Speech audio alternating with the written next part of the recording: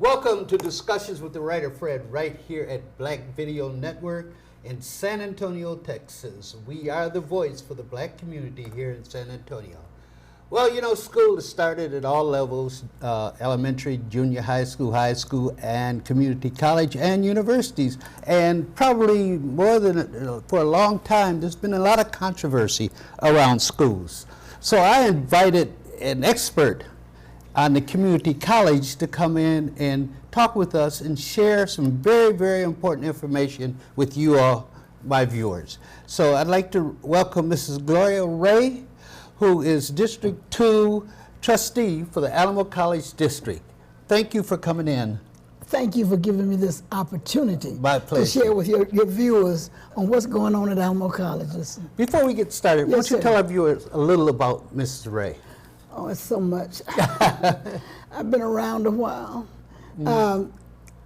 As it pertains to Alamo Colleges, I served Alamo Colleges for 13 long years and chaired every single one of the capital campaigns up through the 2017 bond. I also chaired the Citizens Advisory Committee that was responsible for presentation to the board for that brand new beautiful headquarters that we're sitting in Playland Park. 13 years I did that. Oh, you moved your location? Where are you located now? The headquarters? Yes. Oh, you got to come see us. Okay. It's a fabulous edifice. Yeah, it's where the old Playland Park used to be. Okay. On Broadway. Oh, okay. Right off Broadway. Right off Broadway. It's it's actually on Alamo Street. Okay. But it is a fantastic building that we, the citizens of San Antonio, paid for. Not only we paid for, but we make sure it's going to last us for the next 100 years. Absolutely, absolutely. Well, let's get into our questions. Okay. Mrs. Ray. Yes, sir. What does a trustee do in your capacity? I know it's an elected position, so other than having to run for re-election, what do you do as a trustee? You know, well, this has been one of the most rewarding of all of my vast community support for this community. A trustee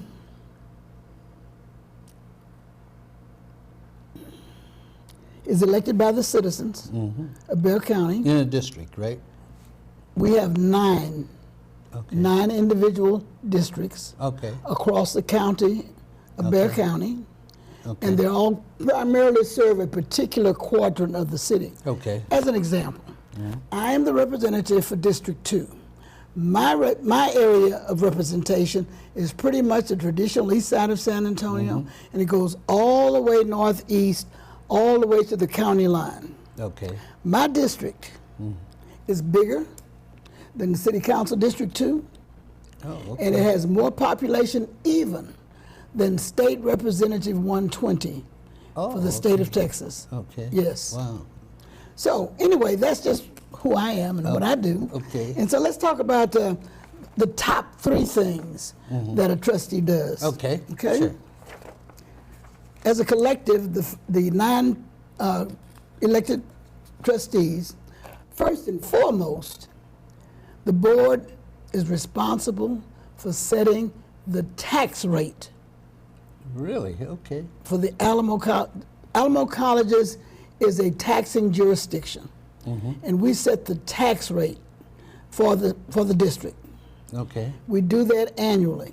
Okay. We do a rigorous evaluation on what the property values are, what the tax rate is, what income we need to have to operate the college district. Okay. And based on those 2 factors, we do a mass calculation to figure out whether we need to lower the tax rate, keep it as it is, or raise the tax rate. Okay. As a matter of fact, just this year, the board voted to hold steady at the current tax rate. At the current tax rate, we'll have enough income to run our operations with income that we get from the federal government, the county, and all other grants that we get from all over the country. Right, yeah. we're holding steady this year. Our tax rate, let me get this right because it's kind of complicated, is 0.149150%. Oh, wow. Per $100,000 of property values. Oh, okay. We have one of the lowest tax rate of all the taxing jurisdictions in Bexar County. Okay. And number two, we are much lower than any other education taxing jurisdiction in the city. The other education taxing jurisdictions are local school boards that are in the county. Yeah. We are way under. Oh, it's not even. I mean, we're not even the same league. They're 1 point something, and we are 0.149150. Well, let me ask you a question. In order to raise the tax rate, do you have to go to the people and do they vote on it? Well, it depends on what percentage that we want to raise the tax rate. Since we haven't raised our tax rate in 13 years, because we have enough income to cover our operations with everything else that we get coming into it. But there comes a time, if you have to raise it by a certain percentage, yes, you do have to go before the voters. It's got to be on the ballot, and the voters got to say, yeah, I'm going to go along with you on that. I ain't going to go along with you on that. Okay. And that's different than a bond, isn't it? A bond is, when you raise a bond, you're building something. Is that correct? You're getting ahead of me. Oh, I'm sorry. I'm sorry. But yes, it is different. Okay. It is different. But that bond still has to go before the voters. Right, yeah. And I'm going to talk about that in a little bit. Okay. That bond still has to go before the voters. I don't care what we're trying to build and what we're trying to renovate. When we put our bond out there, we got to go before the voters. Okay. And they say, yeah, nay, we're going to help you with that. No, we're not going. Hey, we ain't going to. But we got a process that helps the citizens help us. Okay. And I'll tell you about that in a little bit. Okay. And Okay. secondly, the trustees are responsible for setting all of the policies that run the Alamo Community College District. It's a collaborative process between our chancellor, who is our CEO, and the board. We set the policies. Okay. Let me put it to you like this. We call our, at least I call it, nobody else calls it that, but I call the entire college district sort of like our ship of state. And I kind of like to leave it in those kinds of terms. So the board guides the ship. The CEO is responsible for the operating power to move the ship forward. Okay. We tell him what we want to do. And that's what he does. And we give him charges every year. What we call charges is sort of like his marching orders. They tell him, okay, this is what we want you to do. We change them every year, update them every year. This is what you want to do. Now you go out there and do it and tell us about it. And that's the way we operate. It's a collaborative process. The board, the chancellor runs a huge operation. Okay. Let me ask a question along that. Sure. I remember at one time they were trying to make all the community college standard in terms of books. So that I got books coming. I'm gonna cover some books in a little bit. Okay. I'll let you go ahead. Go ahead. Okay. Go ahead. And so the third thing that we do, the board does, these are just the top three. The third thing that we do is we're responsible for the internal audit. Okay. The board, hires an internal auditor, and his job is to make sure that our policies are followed, not only the board policies, but also the procedures that the CEO has put in place on how they're supposed to implement those policies. Okay. That internal auditor gets no interference from administration, but it's a cooperative effort, and the board makes doggone sure that they don't interfere with him, but they cooperate with him, and when he asks for something, they better give it to him. Okay. And that auditor reports to us every month. And that's the policy for all the ACCD colleges? It's an overarching policy for the whole district. Okay. We don't mess around with the individual colleges. That's the CEO's job. We set the policy from top down. When you say CEO job, you're That's talking the about chancellor. Chancellor. Okay. Yes. Right. Yes. Okay. Yes. Okay. And so those are the top three. Okay. So I'm ready for your next question. Yes, ma'am. Okay. there's been large decrease in the number of young people who are attending college. It's down over 4 million. And so I'm wondering, has that affected us here in San Antonio at our community colleges? Is our enrollment dropping? I'm glad you asked me that question, because that has been a problem all over the country, right? Yeah. In colleges and universities. But in San Antonio, for 2-year and 4-year degrees, the population actually grew 3% during COVID. That's unique in the state.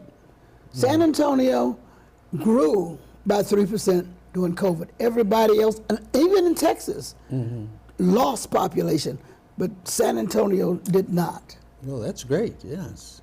Do you have a reason? Do you think there's a reason why? You're gonna make me brag now. Oh. My reason why for Alamo colleges, I can't speak for those 4-year universities, but for Alamo colleges, when COVID hit, we didn't know it, but we were ready for it. Okay. We were able to pivot over this huge district with 5 individual colleges, with our internet, our services that we gave, we were able to pivot in 1 week. Oh, wow. And get all those students offline. We handed them all the equipment that they needed. We had hotspots at every college. If they didn't have the internet, they could drive to their college campus, stay in their car, and get every lesson they needed to get. I am so proud of our chancellor and how he communicates with his staff. He tells them to hop to, and by God, they do it. 1 week. I don't think any other educational institution in the region was able to pivot that quickly for COVID. So what is the percentage of black students attending our community colleges? I think that's our next question, right? Yes, ma'am. All right. Thank you for asking me that question. Yes, ma'am.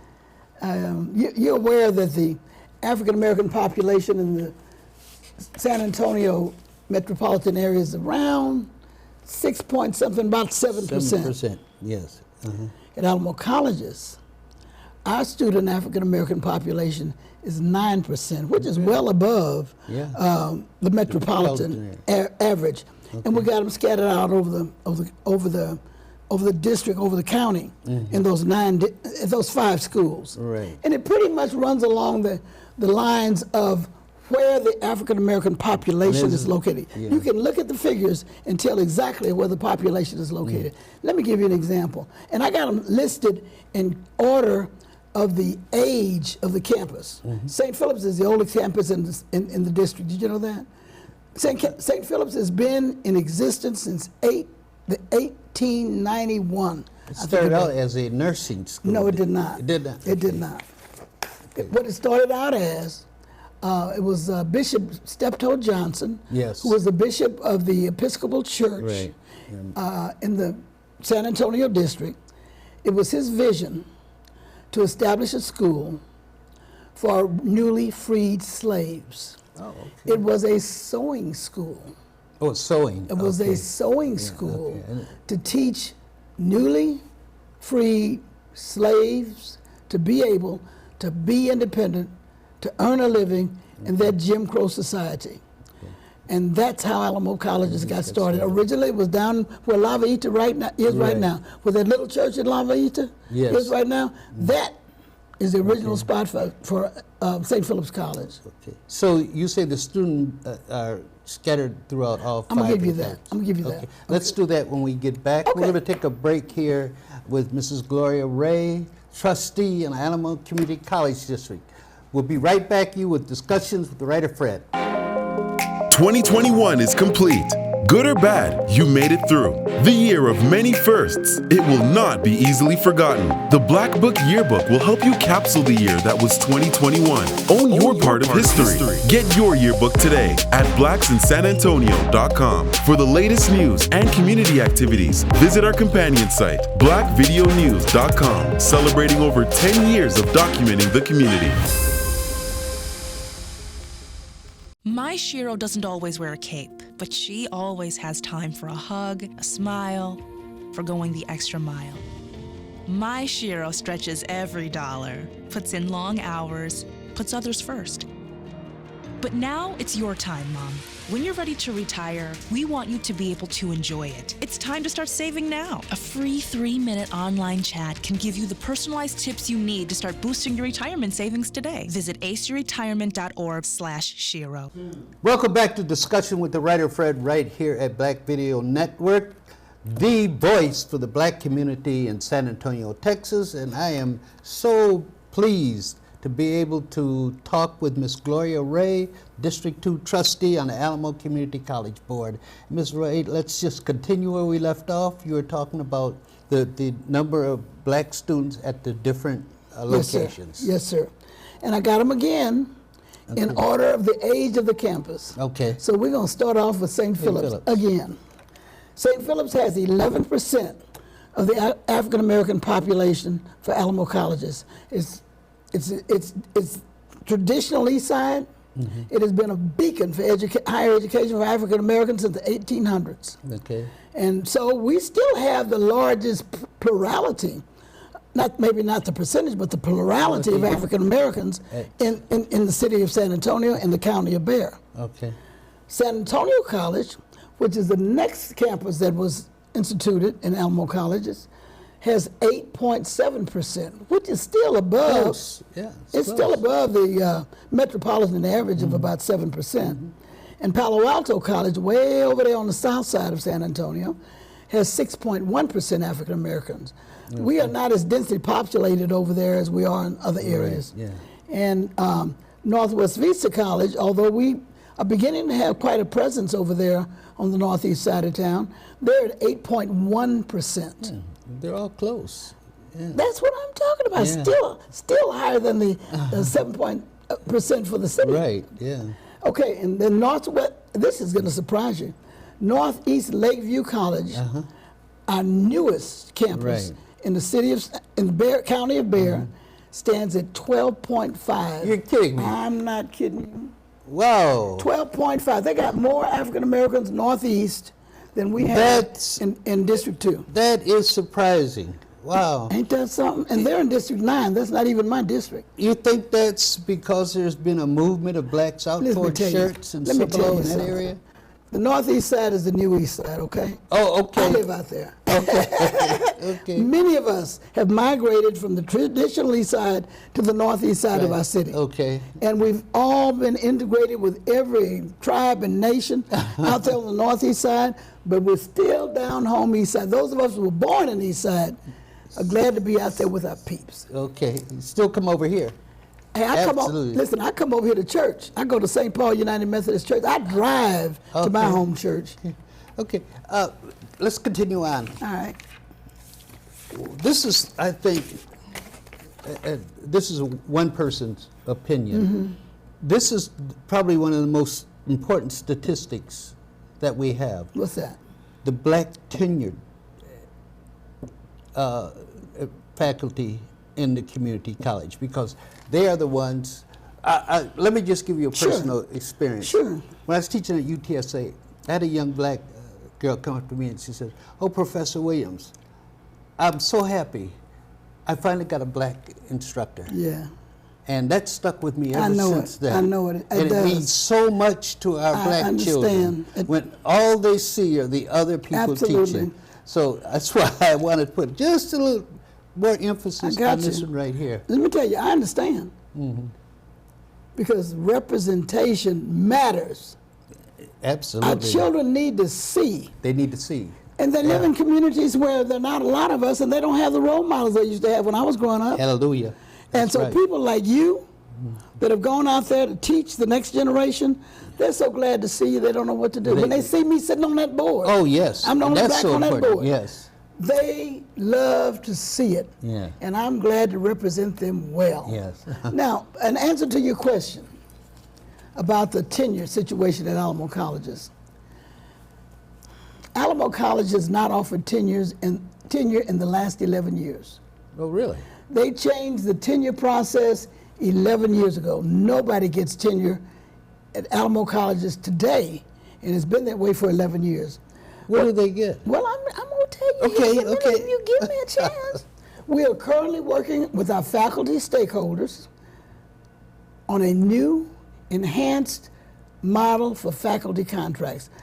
The faculty wants us to go back to full tenure, and we want to keep them. We don't want them running off to some other school. Right. So we got to work with the faculty senate to come up with a collaboration so we can come up with a model that will satisfy their needs and to satisfy our needs. Our organization has a commitment to ensure faculty and staff are representative of our community. Okay. We not only watch staff, faculty, but we watch staff too. Oh, okay. We gotta look like our community. We are not gonna let it slide, and we are not represented. And that's why I sit on that board. Okay. We're gonna make sure. So do you have any idea of the size of the black fact? I didn't ask that question before. Well, I so didn't don't get wanna that bring it to information because you didn't ask me that question. If you asked me, I had it. I'll leave that one alone. Okay. So they've done away with the whole tenure. 11 years been gone. Is that because they want to do a lot of adjunct, and you all don't have to give adjunct? No, let me clarify that a little bit for you. We still have tenured professors. Right. Okay, that were grandfathered in when we had the tenure process. So it's still some of those tenure professors still there. Right. Yeah. But we're not offering any new tenure since 11 years ago. So we've got tenured professors, but we are not offering tenure for 11 years. I just want to clarify that for you. Well, I was going to make the point. I know they're going to a lot of adjunct, and because we do have a number of adjuncts. Adjunct, we don't have to give them health insurance, all these other benefits. Well, both the full-time faculty and the adjuncts have their place in our corporation. Okay. We got to have the experience and background, and that resides in our full-time faculty. Okay. But our adjuncts help augment that full-time faculty. Well, absolutely. Yeah. And you can't do one without the other. You got to have them both.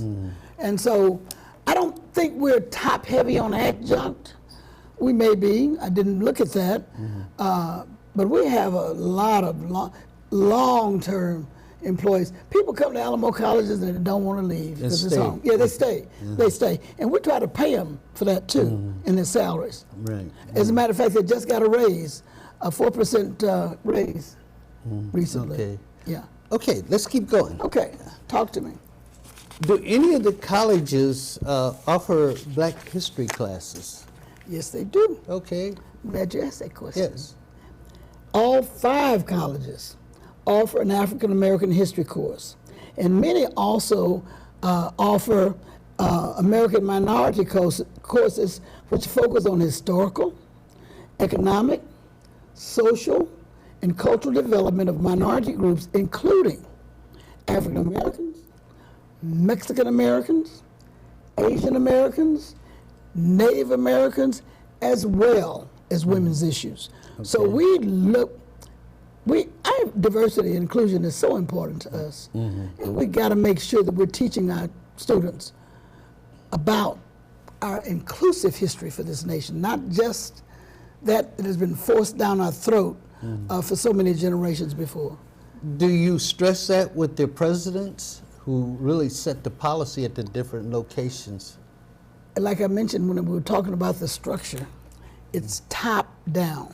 It's Board of Trustees, it's the Chancellor who communicates that with every single campus.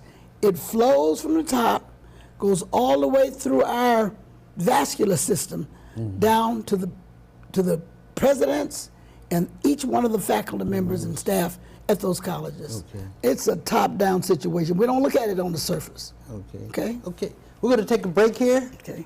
And then we'll come back and we'll wrap up our discussions. We'll be right back with you in Discussions with the Writer, Fred. Veterans, when you're struggling, soon becomes later, becomes someday, becomes when. Don't wait. Reach out. Find resources at va.gov/reach. Hello, this is Cornell with Frost Bank. Hi there, this is Terry with Frost. Good evening. This is Franklin. This is Robert with Frost. Hello, this is Rosemary with Frost Bank.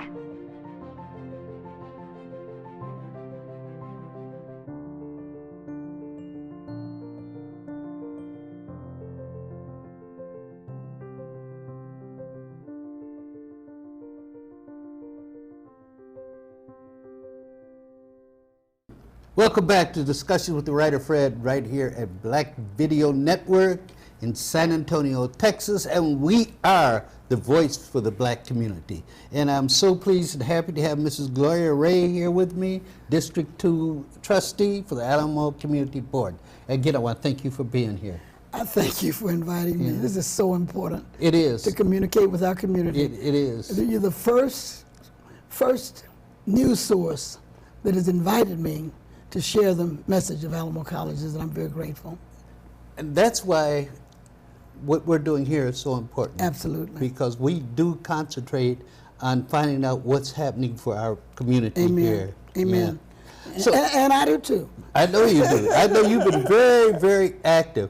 I remember when I was teaching at Northwest Vista. I remember you came through there with the president and you were doing something. You were on you're doing a study or something. So yeah, that was years ago. Yeah, so you've been involved. I was chair of the Citizens Advisory Committee for our capital improvements. Oh, okay. And we visited every school, just like we visited Northwest, so we could make sure that money was going where it was supposed to go. I led everybody in the county on the Citizens Advisory Committee to every school. Okay. All right. Can we continue, ma'am? Let's continue. I know St. Philip's in the past has been part of the HBCU collection of black colleges, but I know that the enrollment has been shifting. From what I understand, correct me if I'm wrong. Absolutely. It's been shifting. You're absolutely right. So it's not like one of your traditional black colleges. So what's their status in terms of being part of that conglomerate of black colleges? The Alamo College District is a very active advocate for people of color in the city of San Antonio. All 5 of our colleges all have the distinction of being a Hispanic serving institutions. St. Philip's College, I'm so proud of them. That's my district. I grew up in that district. I've been in District 2 all my life. St. Philip's College is the only institution in the nation that is an HBCU or historically black college and a Hispanic serving institution in the entire nation. Yeah. Wow, that's and so I don't think St. Philip's will ever use this historic black college designation, because our history for Alamo colleges, for community colleges, started at St. Philip's. None of those schools are as old as St. Philip's. And plus St. Philip's is one of the older historical black colleges also. It started in the 1890s, I guess so. Yes. I guess so. Yeah. It's one of the oldest. And let me tell you, they stand tall to it, and I'm proud of them. Yeah. Well, that's good to know. Okay, let's continue here. I know Alamo Community College District is expanding, and you're growing leaps and bounds. Big time. And you got Northeast Lakewood out there moving towards the north and I guess the east, right? Yeah, northeast quadrant. We kind of go east to northeast, but they're in District 9. But anyway, yes, they're the primary college for the northeast quadrant, not only of Bexar County, but for Schertz, Cibolo, all of the surrounding counties. We're a regional institution. We're not just a county institution. And so we service all of the contiguous counties all around the county, and on the northeast is New Braunfels, it's Schertz, it's Cibolo, it's Marion, it's all of those cities out on the northeast quadrant. They go to Northeast Lakeview College. So, that's our newest school, by the way. Are there any plans to build another campus anywhere? And what's the criteria? Well, right now we're focusing not on building new campuses. Workforce education has become a big thing across the nation.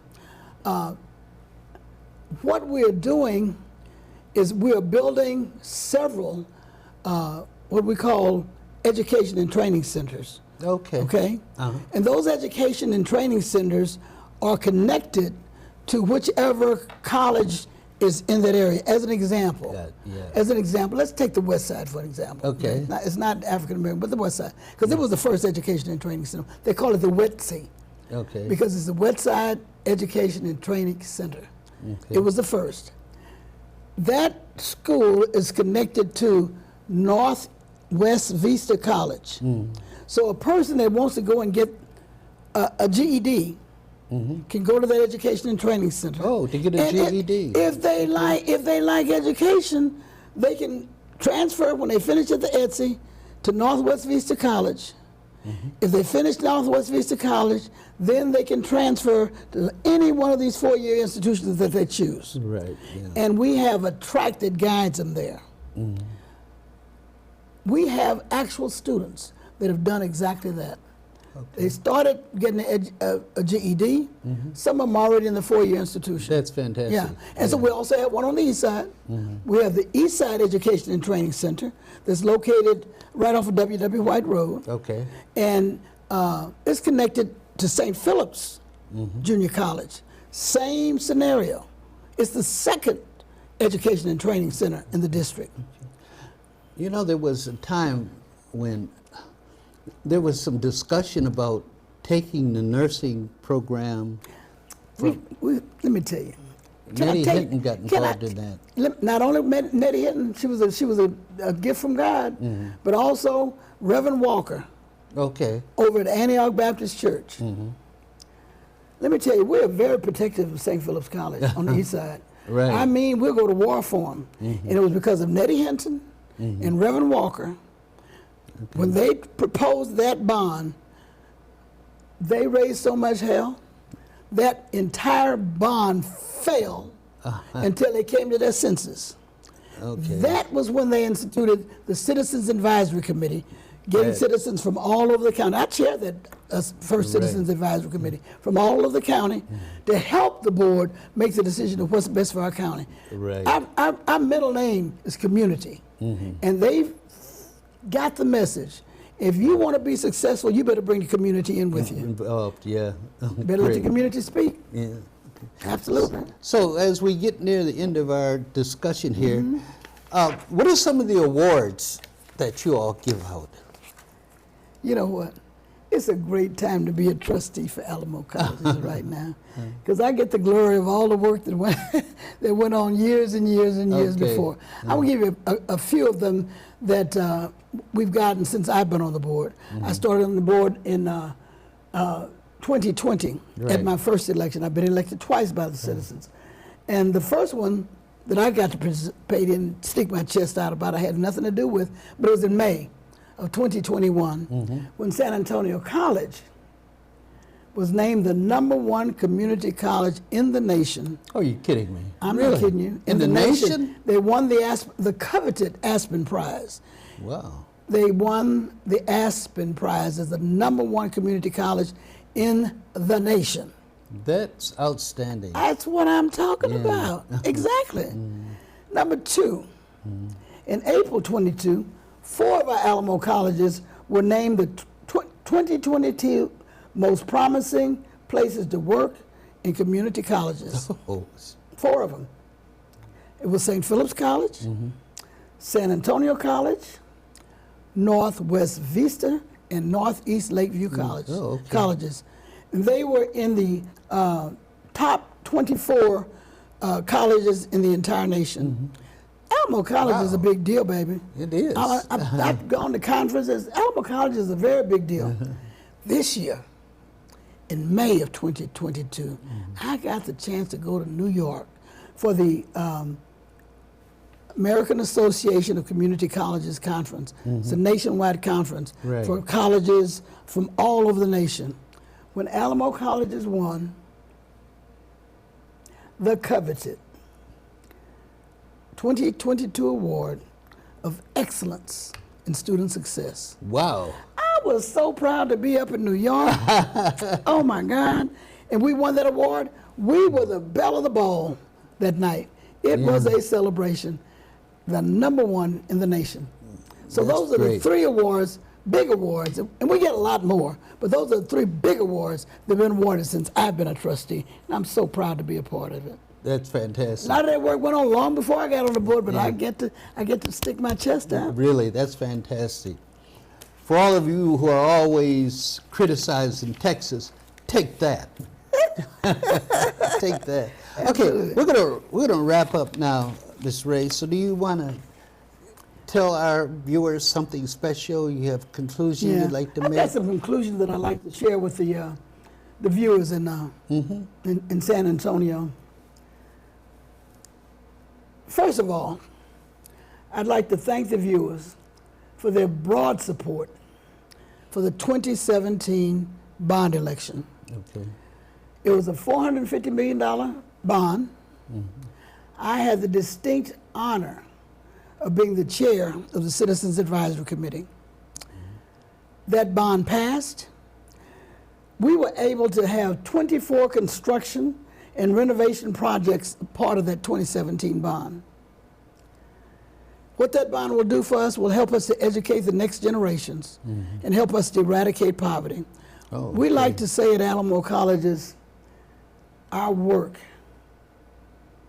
our drive is to eradicate poverty through education and training. Right. And thank you, citizens, for helping us do just that. I was just at St. Philip's College this week. Dr. Lawson put on such a beautiful show. She called it Legacy Days. And we cut the ribbon on 4 brand new, state-of-the-art buildings at St. Philip's College. Really? Wow. That being the oldest, the citizens saw it themselves with their own eyes when I took them over to St. Philip's College. And I told the board it was a district disgrace. And the board heard me. You hear me? Yes, ma'am. St. Philip's College got a huge share of the 2017 bond because of the deplorable condition those buildings were in. St. Philip's College got a brand new building they didn't even ask for because of the Citizens Advisory Committee. And we just cut the ribbon on it today.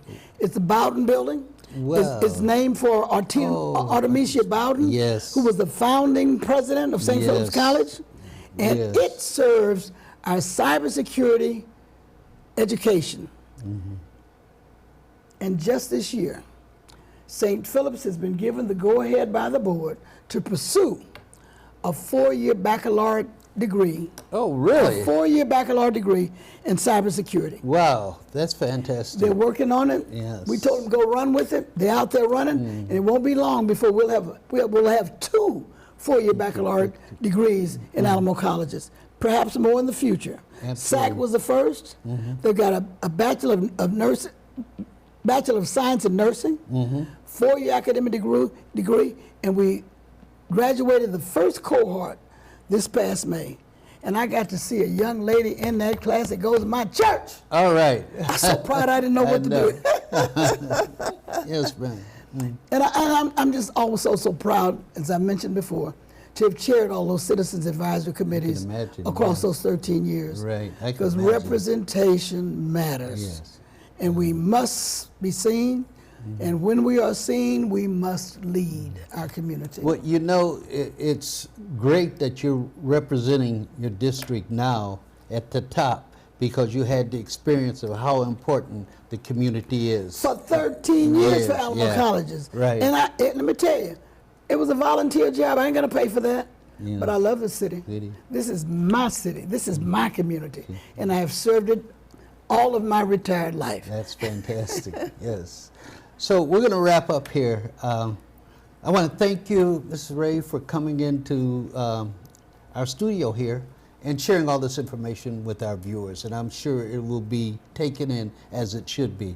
Again, I want to thank you from our standpoint here for being here. Thank you so much for inviting me. It has been my pleasure. Absolutely. It's discussion with the writer, Fred, as usual, telling our story our way.